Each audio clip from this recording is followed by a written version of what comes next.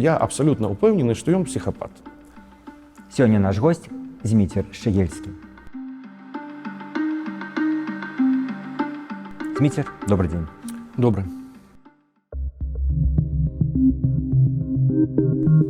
Зміцер Шчегельскі – афіцыйны прадстаўнік палка Каліноўскага. Зміцер нарадзіўся ў 72 годзе ў Бабруйску, закончыў гарадзенскі медыцынскі інстытут, доктар-псіхіятр. Стаў вядомым усёй Беларусі пасля таго, як в студзені 2001 году апублікаваў у газеце «Свабода» артыкул «Гісторыя хваробы Александра Рыгоровича Лукашэнкі». У гэтым тэксце Шчегельскі, аналізуючы паводзіны Лукашэнкі, прыйшоў да высновы, што той пакутуе на мазаічную псіхапатыю. Пасля гэтага Шчегельскі эміграваў з США. У 2014 годзе, пасля пачатку агрэсіі Расіі супраць Украіны, ездзіў на Донбас, працуючы ваенным медыкам. Зараз жыве пераважна в Киеве. Мы звычайна пачынаем у гэтай рубрыцы размову з 94 года. Як было сказано в біяграфіі, вы сталі вядомым у 2001 пасля свайго легендарнага артыкула, але давайте трошкі сапраўды вернемся ў мінулае. В 94 як вы ўспрымалі тады прэзідэнцкія выбары, ці былі тады вы палітычна актыўны? В прынцыпе, пра ваше жыццё да таго знакамітага тэкста нічога не вядома. Можа быць, давайте зараз запомнім гэты прабел. Ну, мой першы такі палітычны акт, я памятаю цудоўна, гэта 88 год, калі я прыйшоў на мітынг, які праходзіў у Бабруйску. І тады был працоўны рабочий саюз Беларусі, калі вы памятаеце такую арганізацыю. Михаил Соболь. Так. Вось я был сябрам рабочего саюза Беларусі. Прымаў, я не скажу, што вялікі, но які-то ўдзел прымаў, там мне давалі даручэнне по Бабруйску, я кантактаваў. Господи, фабрыка была халтурена, там працоўныя былі, то есть, камунікацыю ажыццяўляў. Пасля гэтага першы раз у 88-м я пабачыў Зенона Станіславовича і паручкаўся. Я не памятаю, што гэта было за мерапрыемства, но я памятаю, што гэта было ў Менску. Для мяне гэта был абсалютна новы досвед. Я пабачыў, колькі людзей там, што некалькі тысяч чалавек прысутнічала, выступаў Зенон. Пасля ён стаяў, так сказаць, з усімі, мне прыйшлося стаяць у чарге. І вось з таго часу пачалася мая, так сказаць, палітычная актыўнасць. Пасля 91-го многія адышлі ад палітыкі. Вы заставаліся в гэтым руху? Я не заставаўся вельмі моцна у якой-то актыўнасці, таму што ў 90-м я паступіў у гарадзенскі медычны інстытут. Там была, як гэта сказаць, сябры БНФ, якая-то колькасць людзей. Был там у нас мальчик, магчыма, вы памятаеце, дацэнт. Гэта прозвішча, так. Гэта прозвішча мальчик. Ён гэта куріраваў больш-менш, прымалі ўдзел у якіх-то мітынгах у гародні, яшчэ. А я б не сказаў, што я занадта актыўна ў гэтым прымал, але ўвесь час сачыў. Са мной у гуртажытку, беларуску гуртажытак Інтэрнат. Жыў у пакоі хлопец, які быў значна больш актыўны. І гэта цягнулася до 94-й, я памятаю, цудоўна, як праходзілі выбары. Таму што у меня там былі праблемы якія-то з рэгістрацыяй. Я прыйшоў на выбары, памятаю, што стаял дэкан факультэта і кажа, у тебя там нешта прапіска не тая, ты не можаш здесь галасаваць. Я кажу, у меня ж прапіска в інтэрнаце, она часовая, не часовая. Я уже не памятаю чаму. Пасля, за каго ты будешь галасаваць? Я кажу, я буду галасаваць за Шушкевича. А чаму не за Зенона? Я кажу, вось мой выбор такі, я хочу за Шушкевича. Не за Лукашенко? Не за Лукашенко. Ладно, иди, галасуй. Вось так я прогаласаваў, і 94-й, собственно, дыагноз пачаўся з 94-го года. Таму што з 91-го, з 90-го нават, можа, з 91-го. Тады былі дзіўныя часы, для нас прыязджалі профессора з Сорбоны по неопсихоанализу у гародню. Вось для цяперашняй моладзі гэта будзе гучаць, наверное, дзіўна, але вось так было. Так, Гародня другая сталіца. Тут много гарадзенцаў у нас будзе слухаць. Не зневажайце Гародню. Гародня, мой любимы, у меня два любимых города ў Беларусі. Гэта Бабруйск і Гародня. Я абажаю Гародню, я не зневажаю ні ў якім разе, но я про тое, што все-таки гэта не Москва, не Пітер. Вось профессора з Сорбоны прыязджаюць, а гэта яшчэ савецкі радзянскі час. прыязджаюць у які-то такі горад, які далёка не самы вядомы вялікі, у меня был не здан залік по анатоміі. Дэкан меня выло, і ты ж ще памятаеце, иностранцы приехали, трэба, каб усё было прыгожа, і он меня выловіў у коридоры інститута, каза, так, Шыгельскі, ідзі сюды, я падыходжу, ты ведаеш, у тебя залік не зданы? Я кажу, ну я ведаю, но залікі здаюцца кожныя 2-3 тыдні, і той, хто нешта не здаў, гэта не звычайная гісторыя, ты просто прыходзіш, пераздаеш. У прынцыпе, я вучыўся, не скажу, що на чырвоны диплом, ну даволі нормальный у меня, так сказать, адзнакі. А он такой, так, ты ведаеш, що до нас французы прыязджаюць? Я такой, не ведаю. Карацей, вось будуць 5 дзён лекцый, я буду прыходзіць выпадкова, і разумей, што калі я тебе там не побачу, хрен ты здаш гэты залік. Я яго буду прымаць асабіста. Дзевацца няма куды, пашоў я на гэтыя лекцыі. Першы дзень я чытаў, я нават памятаю, што Стругацкіх, «Обитаемый остров». Ну, просто сидел там, ну, трэба ж прыйсці, нагнали полную залу, человек там 100 с лишним. Потому что сами записались, я не памятаю, 12 або 13 человек на гэтай лекцыі. А што, не было цікава? На той момант, ну вось тым, каму сапраўды было цікава, ну, можа, 20 чалавек. Ну, я памятаю, што там была зусім невялікая лічба. А астатніх прымусова нагналі, ну, каб не сорамна было перад іншаземцамі, радзянскі час, зусім другія, так сказаць, нормы. Ось. А на другі дзень, нават на першы дзень я ўжо адклаў Стругацкіх, пачаў слухаць, на другі, на трэці, на чацвёрты уцягнуўся, я зразумеў, што мне гэта вельмі цікава. У меня был тады крызіс, такі на першым курсе я нават хацеў сыходзіць і кідаць медыцыну. Мне вельмі спадабалася псіхіятрыя, я пачаў хадзіць, у нас там была таксама універсальная праграма, эксперыментальная праграма, на якой рыхтавалі, давалі другую спецыяльнасць медычны псіхолог. І спецыялізацыю па псіхіятрыі з першага курса я пачаў хадзіць. 94 год, я прыхожу на гэтыя заняткі. Прыходзіць наш дацэнт і кажа, які праводзіў заняткі з кафедры псіхіятрыі: а цяпер скажыце, які стан псіхічнага здароўя кандыдата ў прэзідэнты? І гэта было яшчэ да першага тура. Ну, усе студэнты, шчыра кажучы, сказалі, ніхто не чакаў. Ну, кого мы будзем аналізаваць? А вось давайте разберем Лукашенка. І ён бере даску і на даске пачынае пісаць тое, высновы такія-то, паводзіны такія-то, эмацыйныя паттерны такія-то, біяграфія такая-то, дадзеныя такія-то, і таму я абсалютна ўпэўнены, што ён псіхапат. І менавіта, і гэта той тып, які вельмі падобны на Гітлера. Адпаведна, я буду за яго галасаваць і вас усіх заклікаю, таму што ён урэшце рэшт навядзе парадак. Давайте удакладнім адразу, што потым з гэтым чалавекам стала пасля выбараў, якая яго далейшая кар'ера. Я не ведаю, шчыра кажучы, не ведаю, якая кар'ера, але ён быў у выбарчай групе Лукашенка, хадзіў, агітаваў, разносіў.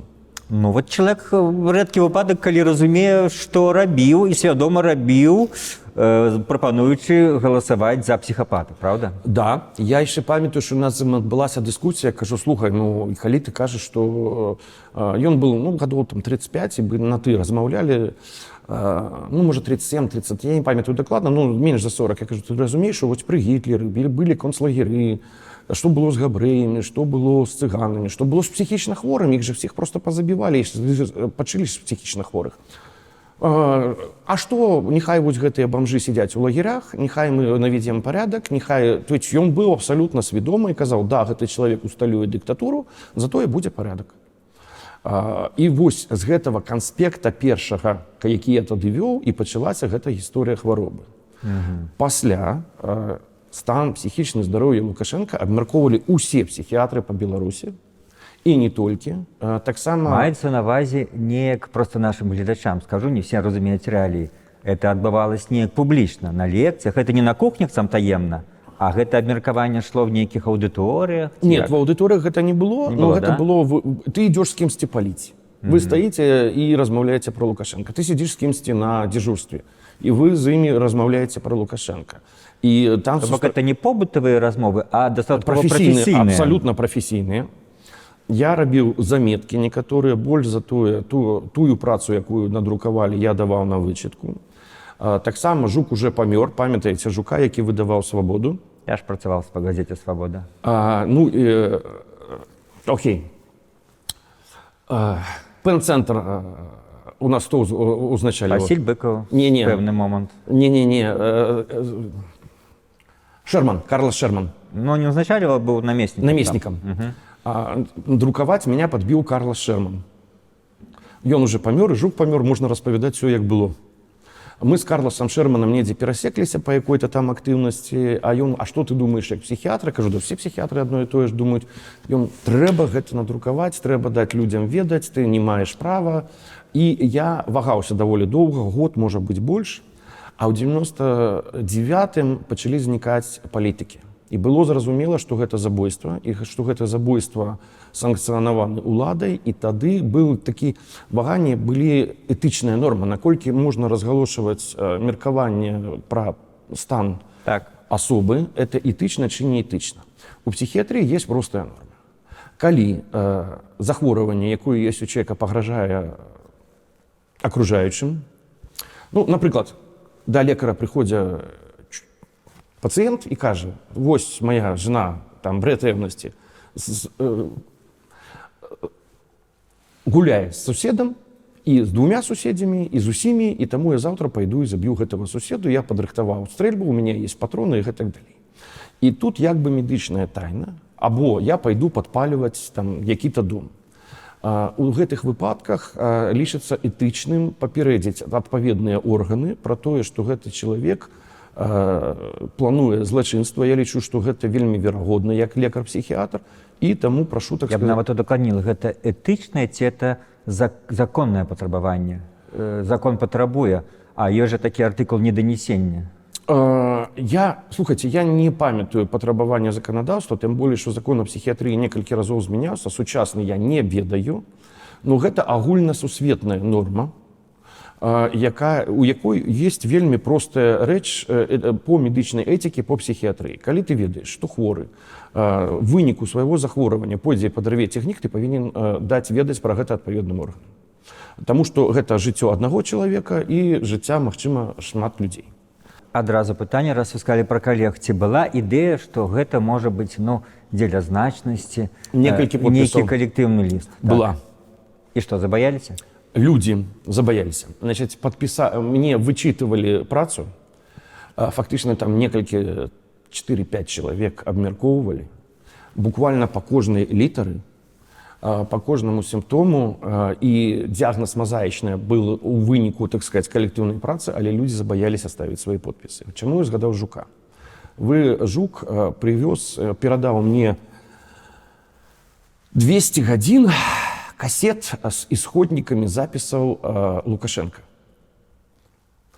Памятаеце гэтыя вялікія касеты ВНС, вот такого размера відэокасеты? Ён дзесьці знайшоў на беларускам тэлебачанні запісы яго паседжанняў. Но не тое, што шло в эфір, а ісходнікі, то есть тое, як пішуць без монтажа, без рэдактуры, без усяго. А тады пісалі фактычна ўсё, а пасля рэдагавалі. І вось ён перадаў сумку акупанта такую у клетачку з гэтымі касетамі ў Магілёў, адглядалі гэтыя касеты, яго паводзіны. І яшчэ адна вельмі важная крыніца, якая была, я ж сам з Бабруйска, Савгас гарадзец, потому што Лукашенко весь час кажуць, што ён прадседатель калгаса, але ён дырэктар Савгаса. Был даволі блізка. І я был знаёмы у тым ліку са Старавойтавым, якога пасля Лукашенко пасадзіў. Гледачам скажем, что это калгаса миллионера, председатель, герой, по-моему, всех прац, социалистичных прац, один из самых славутых старшин колгасов на территории СССР. СССР, так. И он, кстати, ведаете, за что же его посадил? Я-то ведаю, да, не можу нагадать. Ну, коли Лукашенко приехал, господи, як назывался Старовойтова колгас? Неважно. Рассвет. Да. У іх был палац культуры, які был пабудаваны як дварэц съездаў у Москве, только больш маленькі, там рослі бананы. Лукашенко приехал проводить предвыборный сход, народ завёў народ, ён умее, тады яго харызма была моцная, усе, значит, у захапленні, пасля выходзя Старовойтаў і кажа: Саша, ты со сваім бардаком у сваім Саўгасе разберыся, а пасля будзеш лезці ў прэзідэнты. Значит, тады Лукашенко вельмі абразіўся, і вось маё перакананне, што менавіта за гэтую он і пасадзіў пасля Старовойтава. Гэта, безумоўна, яго вельмі злая памяць. Ён вельмі злапамятны, ён не можа прабачыць людзям. І ён тады даў, так сказаць,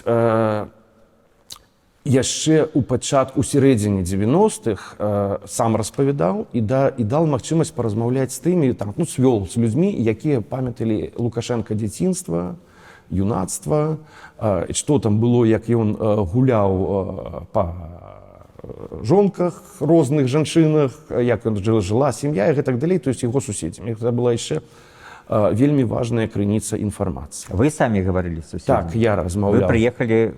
Так. Я прыязджаў, размаўляў. В Александрыю? Ці куды? В Гарадзец, дзе было. В Александрыі не было. В Александрыі размаўлялі іншыя людзі. Апытывалі. Там, дзе ён нарадзіўся, вы маеце на ўвазе. Так. Не, там іншыя людзі, но пасля была вычытка гэтага, так сказаць, дыягназу. Вельмі факт-чекінг, що зараз называецца, тады такого тэрміна я не ведаў, наверное, ніхто не ведаў, но праверялі фактуру, у частнасці гэта рабіў Саннікаў. Я да яго прыязджаў, ён праверяў фактуру, было, не было. Таксама размаўляў з рознымі дэпутатамі, рабіў гэта, акрамя Саннікава, Лебедька, каб там не было факталагічных памылак, таксама апрашвалі, як ён сябе паводзіў, якія там абставіны. То есть гэта была вельмі вялікая, цяжкая, доўгая праца.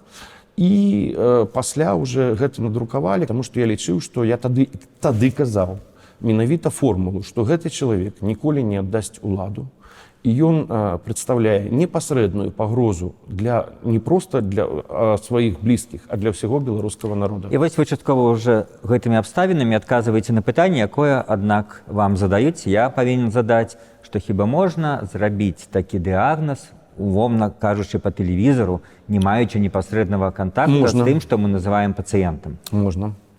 Ёсць методыка пасмяротнай псіхолага-псіхіятрычнай экспертызы. Значыць, часта яна выкарыстоўваецца пры самазабойствах. Напрыклад, у крымінальным артыкулу ёсць артыкул давядзення да самазабойства. Калі узбуждаецца справа па гэтаму артыкулу, амаль заўсёды прызначаюць экспертызу, наколькі чалавек быў хворы або здаровы ў псіхіятрычным сэнсе.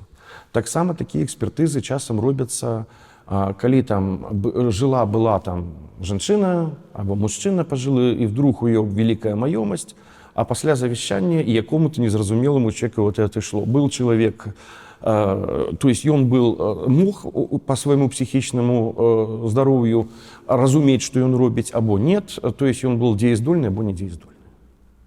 А вы ведаеце, што апазіцыя БНФ яшчэ там ледзь не в 91-92 годзе часам вылучала такую прапанову, там гэта гучала з трыбуны Верховнага Савета, што трэба праводзіць псіхіятрычную экспертызу Лукашэнкі, калі ён быў яшчэ дэпутатам?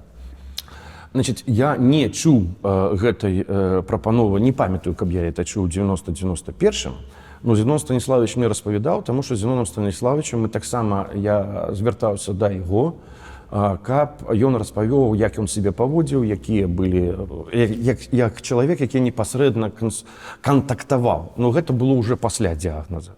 Так здарылася, што за апошнія 30 год вельмі шмат людзей, у тым ліку тых, хто працаваў з Лукашенка, нават не публічна, прыязджае ў Нью-Йорк, на ходзе мяне і распавядае якія-то гісторыі, што яшчэ нешта дадае. Ну што, можа, самае яркае? Пра прадпрыемства, не памятаю якое, мне распавядаў адзін з чыноўнікаў, што калі прыязджалі на прадпрыемства, Лукашенко ідзе па прадпрыемстве і кажа: а вось чаму там у вас не пафарбавана сценка? Все так, пафарбуем, бла-бла-бла. Я 2 гады назад быў, і яна была не пафарбавана. Я тады казаў, каб пафарбавалі.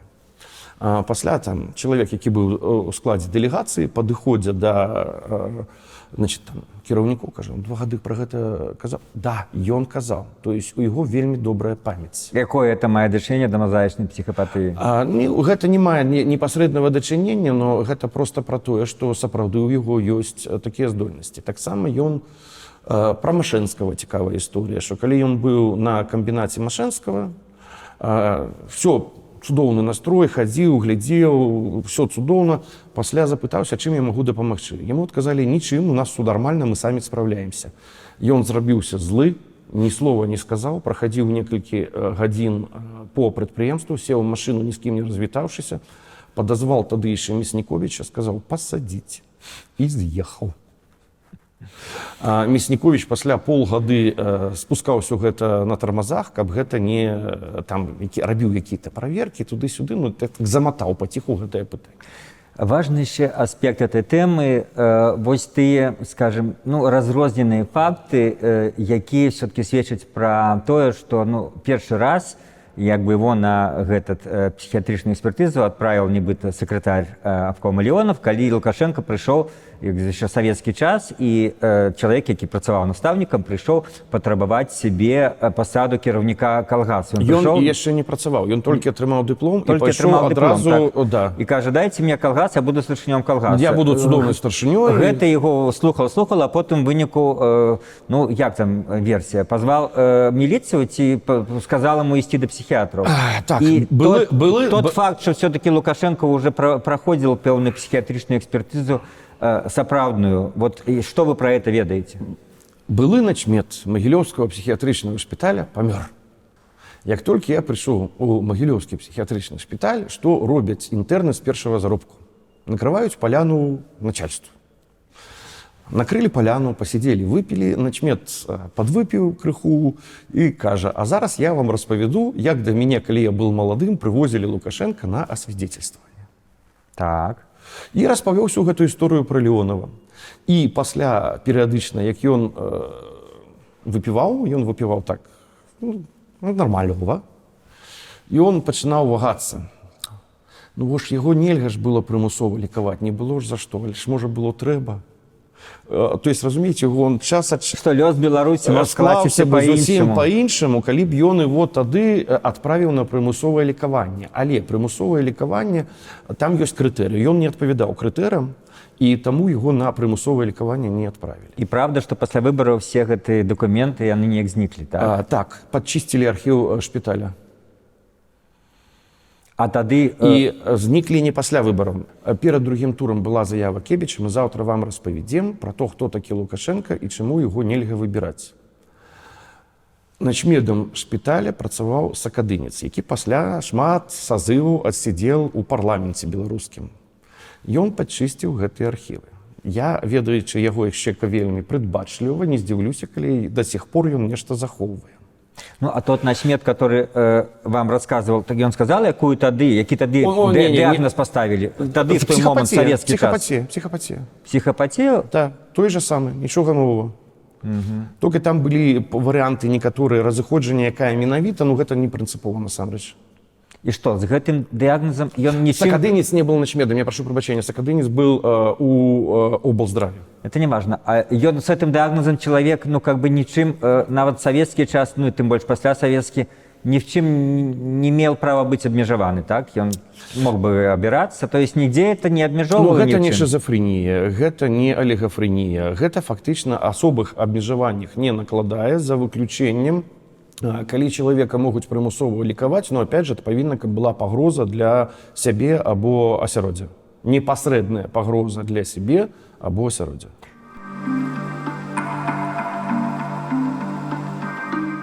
І просто цікава, што з вами стала пасля таго, як гэты артыкул быў надрукаваны 2001 год, такі дыягназ, што, дзе вы ў гэты момант былі, ці вы былі ў Беларусі і што з вами магло быць? Заснавальнік і выдаўца газеты «Свабода» Жук вельмі доўга цягнуў з надрукаваннем гэтага артыкула. У той час я быў на звязку з віцэ-прэзідэнтам пэн-цэнтра Карласам Шэрманам. І ён фактычна мяне выпіхнуў яшчэ да публікацыі, таму што я быў малады, наіўны, я спадзяваўся, што вось надрукуюць, людзі зразумеюць, адчыняць вочы, рэжым зменіцца і не хацеў з'язджаць. Карлас мяне тады пераканаў, фактычна чуць не нагамі выпінуў з Беларусі, зрабіў мне візу ў пашпарт праз амбасаду, у якой я ні разу не быў. Вельмі дапамог Халезін у гэтай сітуацыі тады гэта зрабіць. І тады же ён казаў, што ты не разумееш, што такія рэжымы прыходзяць на дзесяцігоддзя, ты малады, дурны, наіўны, і тебе трэба з'язджаць, таму што калі ты здесь застанешся, то тебе заб'юць. Я з'ехаў до таго, як было надрукаваны гэты артыкул. І пры тым, што вы ўжо казалі, што пачалі рыхтаваць артыкул, ведаючы пра палітычныя забойствы, Але чамусьці думалі, што вас гэта не будзе Ну, я тычыць? спадзяваўся, што меня, напрыклад, пасадзяць, я там адсяжу, як бы былі падвязкі з ДЗІНам добрыя, з дэпартаментам исполнения наказаний. У мяне на той момант, ну, яшчэ некаторыя, то есть я не баяўся, што меня пасадзяць, у меня былі рацыянальныя асновы лічыць, што сядзець я буду добра. І што гэта будзе недоўга, чымсьці я быў падобны тады на тых, хто ў 20-м выходзіў і думаем, што вось тыдзень-два і мы пераможам. Для мяне гэта был 2000 год, калі я думаў, што вось там пару месяцаў пасля артыкула людзі зразумеюць, і мы пераможам, чаму я буду бегчы. Ну, вось такое кола замкнулася гісторыі. Просто мой 20-й я прайшоў у 2000-м, дзякуючы Карласу Шерману ў значнай ступені. І калі мы ўжо кажам пра дэтэктыўныя гісторыі, вось аднаго боку, як вы уцяклі першым надрукаваць артыкул, но з іншага боку ёсць іншая дэтэктыўная гісторыя, калі не памыляюся, у 19-м годзе, 16-м. У 16-м вы прыехалі ў Беларусь. Так атрымалася, што мы выпадкова сустрэліся в бюро Радыё Свабода, і такі чалавек, які напісаў такі артыкул, раптам з'яўляецца на беларускай зямлі, пабыў там і вярнуўся назад в Амерыку. Як гэта магчыма? Пры гэтым я прыязджаў не проста ў Беларусь, а на з'езд БНФ, які праходзіў менавіта для гэтага і прыязджалі. Гэта было магчыма таму, што гэта быў таксама рацыянальны разлік. Макей вельмі спрабаваў наладзіць адносіны са Злучанымі Штатамі, і я разлічыў на тое, і аказалася, што праў, што мяне не тронуць, каб не сапсаваць адносіны са Злучанымі Штатамі. Калі я прыехаў у аэрапорт, была цікавая гісторыя на пашпартным кантролі, у мяне ўзялі пашпарт, там дзяўчынка, якая, кстати, вельмі у мінскім аэрапорце прыгожыя дзяўчынкі сядзяць на пашпартным кантролі, адчыніла паспарт, прасканіравала па камп'ютару, нешта ў яе змянілася у выразы твару, яна запыталася: а вы хто? Вы гэта ваш пашпарт, мой пашпарт? Вы прыехалі, да? А у вас яшчэ якое-нибудь грамадзянства ёсць? Ёсць. Якое? Амерыканскае. Вы ведаеце, а можна ваш пашпарт амерыканскі паглядзець? Можна. А вы ведаеце, а вы нічога не рабілі з вашым паспартам, нічога не змянялі? Говорю, не, я нічога не змяняў. Пачакайце, кудысьці пабегла. Прыбегае мужик у скураной курткі, ну яго просто на мордзе было напісана, што ён кагібіст. Паглядзеў на мяне, паглядзеў на пашпарт, арыгінал фота, пачаў кудысьці тэлефанаваць. Я бачу, як ён ходзіць, мне кажуць: прысядьце тут. Я кажу: у чым праблема? Пашпарт падроблены. Я кажу: не, пашпарт сапраўдны. Прысядьце тут, калі ласка, пачакайце. Вельмі ветліва, ніводнага дрэннага слова не сказалі. Я прысеў. Побач са мной стаіць пагранец. Там некалькі перад пашпартным кантролем, там некалькі такіх этих не лавак, а стульяў, калі не памыляюся. Я ўзяў, перасеў на другі. Ён перайшоў, стаў опять побач са мной. Я перасеў на трэці. Ён побач са мной. Я кажу: я што, арыштаваны? Меня взяли под ахову? Нет, ён просто тут стаіць. Я кажу: чаму за мною ходзя? Ну, вось ён так ходзя. Карацей, гэты мужик тэлефанаваў доўга. Цягнулася гэта 40 або 45 хвілін. Нешта вырашалі, пасля меня значит, дзяўчынка гэта, якая там на пашпартным кантролі. Ну, welcome to Беларусь. Я бачу, што у вас сёння дзень нараджэння, а гэта было 26 верасня. Віншуем вас з днём нараджэння. Вас шмат гадоў не было. Вы пабачыце, як ўсё змянілася, як паквітнела, пахарашэла Беларусь. Праходзьце, калі ласка.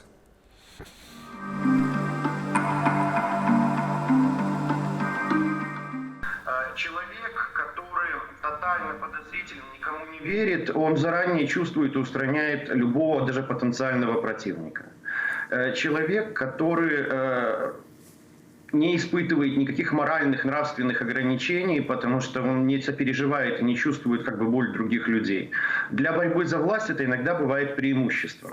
Вопрос другой, насколько это драматично не для лидера страны, а, наверное, для страны и народа. Но в 2000 году, когда начал Лукашенко просто убивать своих политических противников, появился простой этический критерий. Если человек опасен для себя или окружающих, а особенно находясь на таком посту, то, на мой взгляд, необходимо было сказать людям, сказать обществу, что он представляет опасность для себя и для окружающих и не может оставаться президентом.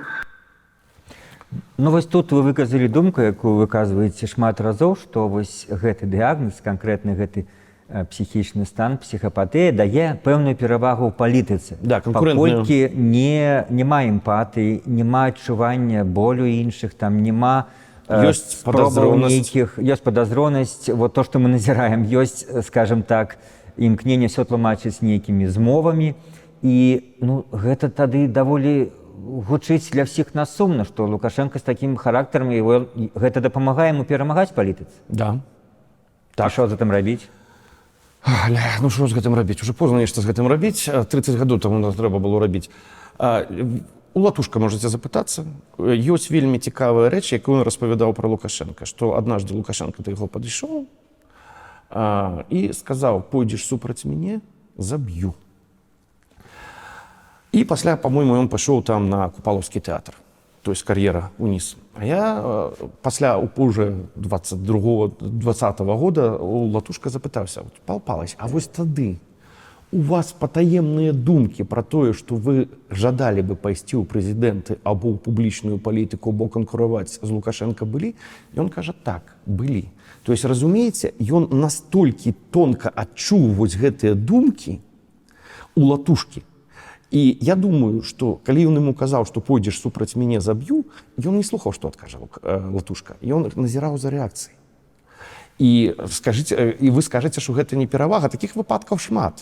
Я просто, некаторыя не магу там называць прозвішча, но такіх выпадкаў шмат. Мне цікава, пасля таго, як вы доўга думалі і паставілі гэты дыягназ 2001 годзе... Фактычна не я яго паставіў. Ну да, група, скажем, спецыялістаў. Што з вашым, будзем называць у дадзеным выпадку, пацыентам змянілася за гэтыя гады? Я маю на ўвазе, сітуацыя пагоршылася?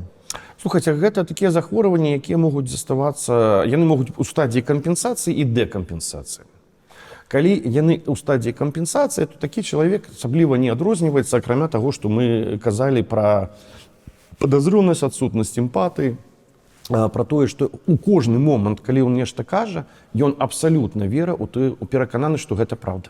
Мой бацька загінуў на вайне, сказал чалавек 54-го года нараджэння. Так. І я упэўнены, што калі б яго пасадзілі пад дэтэктар ілжы, пад паліграф, паліграф бы паказаў, што гэта праўда.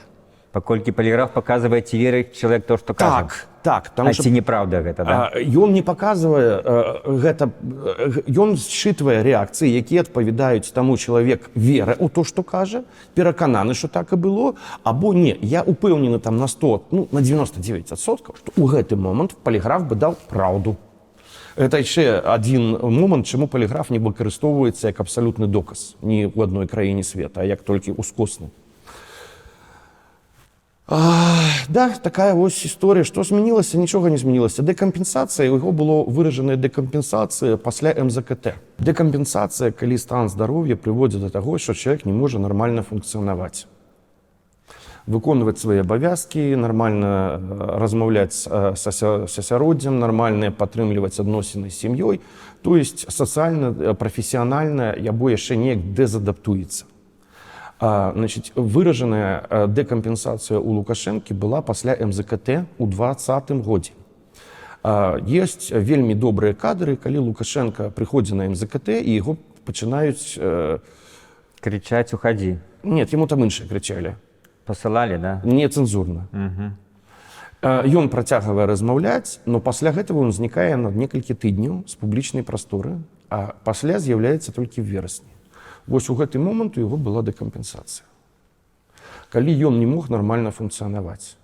І гэта быў той момант, колькі ён цягнуўся, я не ведаю. Гэта вы робіце высновы чыста абстрактна, ці у вас нейкія звесткі адтуль, што людзі расказалі пра гэта? Адносна абстрактныя, адносна звесткі.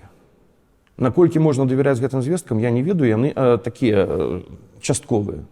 Я не тое, што, я лічу, што вельмі верагодна, што ён быў дэкампенсаваны і не мог адэкватна. Памятаеце, міліцыя знікла, як ён знік, як бы улады не было, чыноўнікі пачалі вагацца, што куды. Пасля ён прыйшоў сябе і панеслося. Вось менавіта эта дэкампенсацыя можа адбыцца, можа не, але то, што абвастрэнне его гэтай спецыфікі менавіта адбываецца ў складаныя палітычныя моманты, а в нейкія спакойныя моманты ён як нармальны чалавек себе паводзіць? Нет, ён паводзіць як адносна як нармальны, но пры гэтым вось асаблівасці характара застаюцца. Гэта падазронасць, гэта адсутнасць эмпатыі, гэта вера ў ўсё, што ён кажа. Вось менавіта таму, што ён вера ва ўсё, што кажа, і была яго харызма. Вы ж памятаеце, як ён выступаў у 94-м, 95-м, 96-м годзе. Я хадзіў на адзін з прадвыбарных мітынгаў Лукашэнкі, калі ён яшчэ была прадвыбарная кампанія. Фактычна ён жа завадзіў людзей неверагодна, асабліва жанчын, як, кстати, Гітлер, які сам па сабе ніякі, а там было бачна па вялікай, значны адсотак жанчын, Просто прывабнасць аўтарытарнасці моцнай улады, да? Не. Яшчэ не было моцнай улады, ён яшчэ был кандыдатам. Аўтарытарнай асобы. Прывабнасць яго як асобы, якой абсалютна перакананы, вось гэта ёсць харызма, які ўплывае на масу, на толпу, прычым, калі пра жанчын, то там было відавочна, што там моцны эратычны кампанент прысутнічае. То есть яго ўспрымалі не проста як палітыка, але яшчэ як і такога самца, скажем так, крыху вульгарна гэта казаць. Зараз то няма? Не, зараз у яго уже няма. Якая-то харызма засталася, но яна не тая, якая была. Думаеце, що засталася? Часам многие кажуць, што уже, Сергей Чалый, хто заўгодна, што ўжо ніякіх слідоў гэтага. Памятаеце пратэсты акумулятарны завод? У Берасці акумулятарны завод і выйшаў да пратэстоўцаў і пачаў з імі размаўляць. Там у яго опять всплеск харызмы быў відавочны, калі ён пераканаў людзей. Той жа МЗКТ, калі ён да таго, як сысці, ён пайшоў размаўляць з працоўнымі. Па цэхах. Па цэхах пашоў, да? Нет, ён выйшаў проста з трыбуны і пашоў праз толпу, калі ён яшчэ там на кагосьці накінуўся з тэлефонам, што ты мне тэлефон, я тут адзін, вас шмат, хаця вакол яго стаіць это ахова, но у яго проблескі такія бываюць.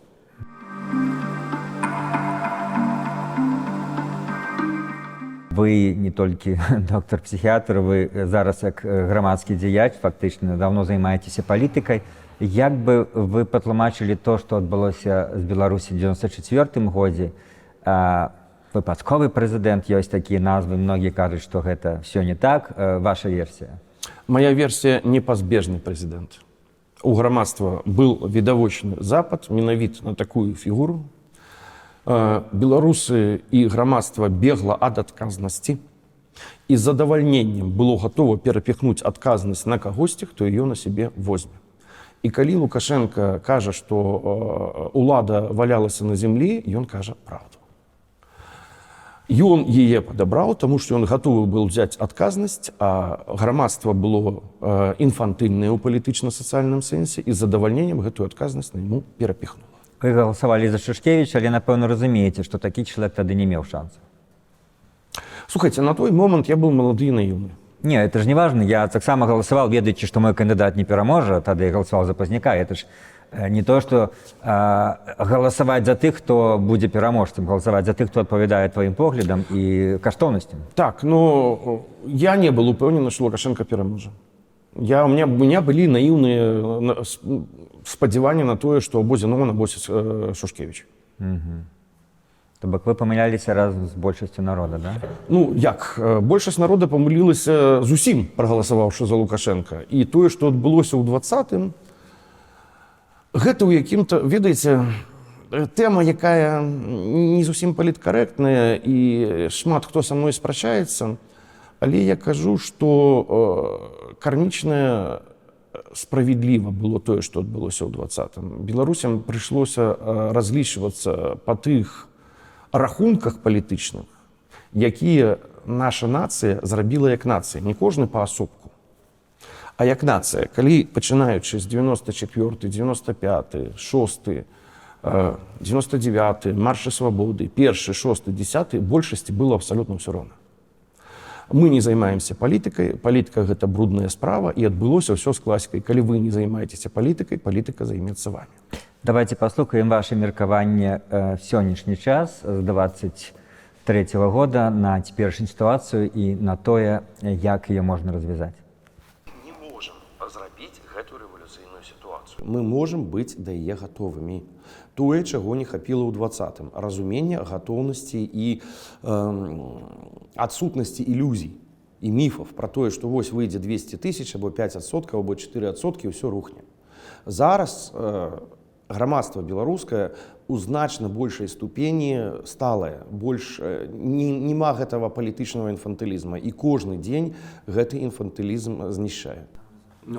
Так, і вы адзін з немногіх, ну, скажем, сёння грамадскіх дзеячоў, які найбольш прынцыпова адстойвае неабходнасць, ну, калі не сілавого варыянта, то, скажем так, сілавой составляючай у варыянце змены ўлады. Больш за тое, менавіта з этого пункту гледжання вы ацэньваеце і 2020 год, і ацэньваеце перспектывы і ўвогуле магчымасці змены ўлады ў Беларусі.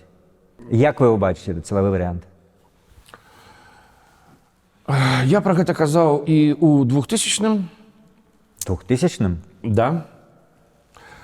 Я цудоўна памятаю размову з Анатоліем Лебедька, які тады дапамагаў, я казаў, ён вычытаў, я казаў, што Лукашенко – гэта асоба, для якога па складу характара, па яго перакананнях, улада важнейшая за жыццё. І ўладу ён не аддасць ніколі.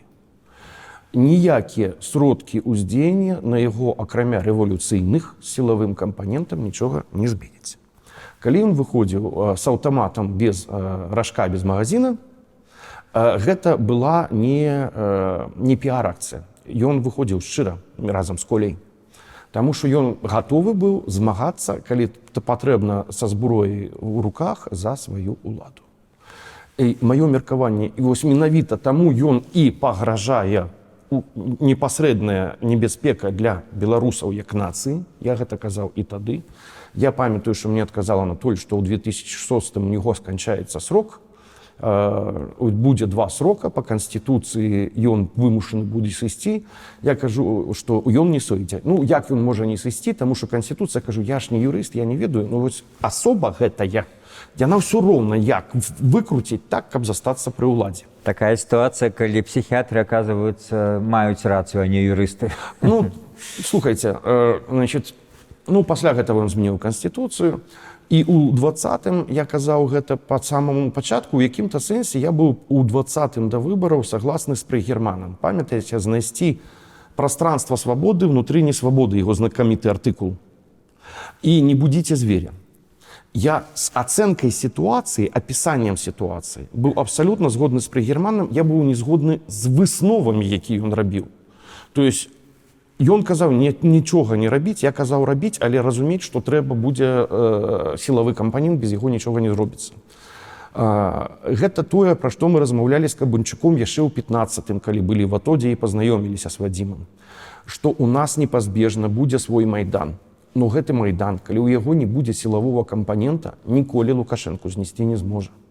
І што нам трэба рыхтаваць гэты сілавы кампанент. За гэты размовы, прапановы я ў свой час залетеў такі абсалютны маргінез. Я яшчэ памятаю, што не памятаю, з кім я там спрачаўся, но з кімсьці спрачаўся. Ты хочаш як в Киеве?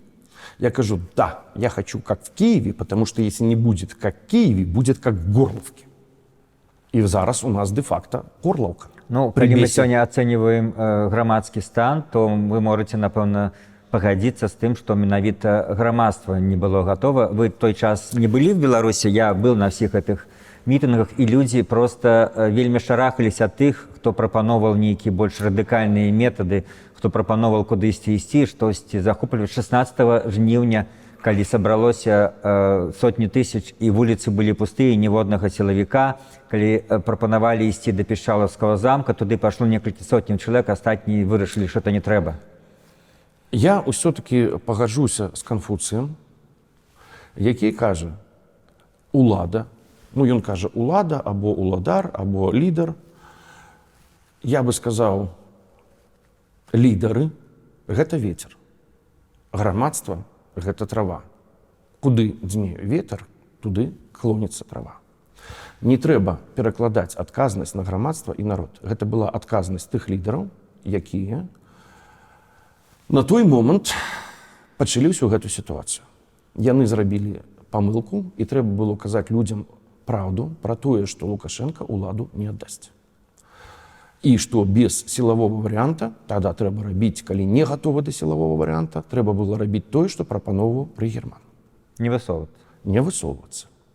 І зараз сказаць тое самае, што наступным разам, калі грамадства не гатова да сілавого варыянта, то тады прыстасоўвайцеся, таму што будзе толькі горш. Калі ёсць жаданне змагацца, калі ёсць патрэба ў свабодзе, то трэба разумець, што выходзіць трэба адзін раз вельмі рашуча і гатовымі да сілавых дзеянняў. Калі вы да гэтага не гатовы, тады і, разумееце, мне вельмі не падабаецца вось гэта весь грамадства. А адкуль бярэцца грамадства? Адкуль бярэцца грамадская думка? Яна ж не ўзнікае як-то самазараждзення жыцця. Яна ўзнікае з таго, што кажуць лідары меркаванняў. Яна ўзнікае з выступаў і абмеркаванняў. Яна ўзнікае з палітыкаў, якія прапаноўваюць або не прапаноўваюць нешта, якія кажуць народу праўду або не кажуць гэтую праўду. Вось адкуль я гэта могу бярэцца. сказаць вам таксама в якасці запярэчыць, бо тады ўжо, скажем, жніўні-верасні, калі асабліва пачалі ўжо сілавікі разганяць людзей і пачалі ганяцца за імі па кватэрах, па дамах, то в тым жа тэлеграм-канале Некста нехты былі, скажем, заклікі, што трэба там абліваць іх кіпенем, трэба адбівацца, трэба не давацца, і грамадства большасць это не ўспрыняла такую, скажем, такі спосаб паводзінаў. Хаця большасць пераважная была, яшчэ это былі, калі там, умоўна скажем, 100 сілавікоў разганяюць десяткі тысяч, а ніхто з гэтых десяткаў тысяч і не прыходзіў у галаву супраціўляцца. Трэба было гэта казаць не ў жніўні і не ў верасні, а за гады да таго, як адбыўся 20-й год. За гады. Про Нексту. Ромачку ж памятаеце, Пратасевіча, які зараз на другім баку. Ён тады рэдагаваў Нексту ў гэтыя часы.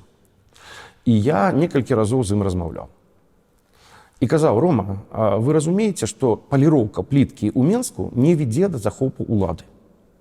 Што трэба людзям сказаць: або сыходзьце, разыходзьцесь, або пераходзім да сілавых дзеянняў. Ён казаў: мне трэба з кімсьці там пасавяшчацца. Пасля праходзіла 30-40 хвілін, ён казаў: не, мы на гэтае не гатовы, мы такое пісаць не будзем. Ну, таму што вот вас многія выпракаюць, не толькі вас, любых прыхільнікаў гэтага сцэнару, бо добра можна прыгожа сказаць, а што канкрэтна? Калі няма людзей, няма структур унутры Беларусі, яны не могуць узнікнуць. Вы можаце заявляць пра сілы варыянт, а нават і тады, і тым больш зараз, што канкрэтна вы прапаноўваеце, як ён можа выглядаць? Полк Каліновскага, резерв полка Каліновскага, Харугві. І таксама людзі ў Беларусі павінны чуць і разумець, што наступны раз, а я ўпэўнены, што ён будзе, я не ведаю, калі гэта будзе наступны раз. Праз год, праз 10, праз 15, не ведаю. І ніхто не ведае.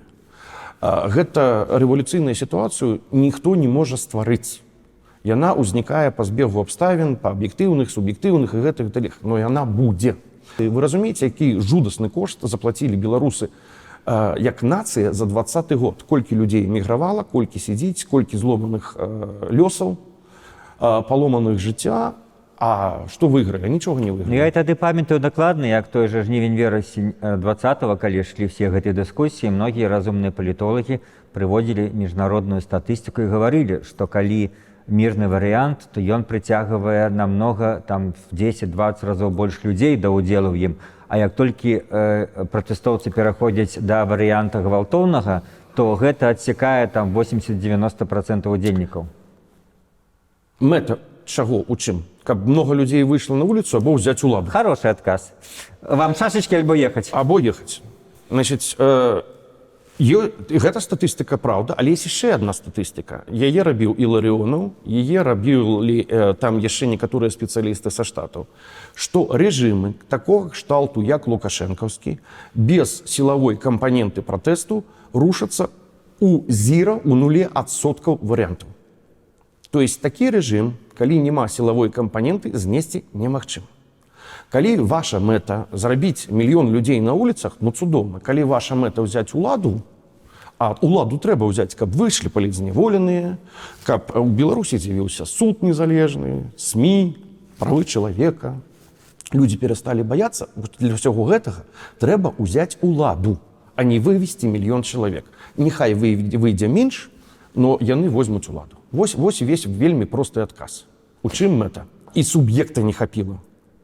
У рэвалюцыі есть аб'ектыўны і суб'ектыўны складнік. Суб'ектыўны складнік – гэта той суб'ект, які… Ну, яны ж пахапалі всіх самых ад Статкевіча да Северыца А яны не дурныя. Да. Яны цудоўна вывучалі і майданы, все рэвалюцыі, нават друкавалі артыкулы ў некаторых выданнях, яшчэ тады былі адчыненыя умовах. Так, дисер там, ну ладно, это уже там мы далеко лезем. Некоторые авторефераты дисераў цікавыя по таких гуманітарных науках, якія захищаліся ў Беларусі по майданах, по рэвалюцыях, по каляровых рэвалюцыях і гэтак далей. І раз уж на заканчэнне, раз уж мы спрабуем акрамя нейкіх персаналяў і ацэніць грамадства, ацэніць всю Беларусь за гэтыя 30 гадоў, такое пытанне, вот які шлях прайшла Беларусь і ці быў гэты шлях, скажем, ну, абгрунтаваны і ці ён прывёў да нейкіх урокаў. Маецца на ўвазе, што часам кажуць, што это страчаны час. Ну все, вот 30 гадоў, нібыта з пункту гледжання гісторыі, якіх можна наплеваць і забыць, нічога не навучыліся, все страцілі. Ваша ацэнка, які шлях прайшло грамадства, ці вывучыла оно урокі? Давайте так.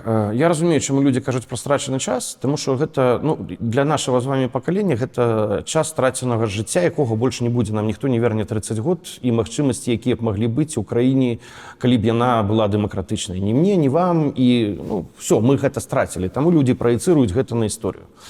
Для асоб, да, гэта страчаны час, гэта зламаныя жыцця, не зробленыя кар'еры, гэтак далей, асабліва тых, хто спачатку быў прынцыпова супраць Лукашенка і разумеў, што адбываецца.